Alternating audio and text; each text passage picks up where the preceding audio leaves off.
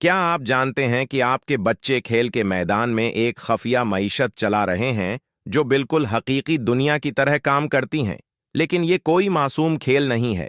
ये बच्चे पत्थरों, बस्कट और झूले की बारी को पैसे की तरह इस्तेमाल करते हैं। एक खूबसूरत पत्थर 3 बस्कट के बराबर है, या एक बार झूला धिका देने के बराबर। वो खेल के सामान में छिपकर बीनक बनाते हैं, और कर्ज का निजाम भी है जो अगले वक्फे तक चलता रहता है। सबसे खतरनाक बात यह है कि मशहूर बच्चे बाजार की कीमतें कंट्रोल करते हैं, बिल्कुल असली दुनिया के अमीर लोगों की तरह। जब मौसम बदलता है तो उनकी मईशत तबाह हो जाती है, और छुट्टियों के वक्त नए पैसे आते हैं। क्या आपको लगता है ये सिर्फ खेल है, या ये बच्चे असल में कुछ और सीख रहे हैं?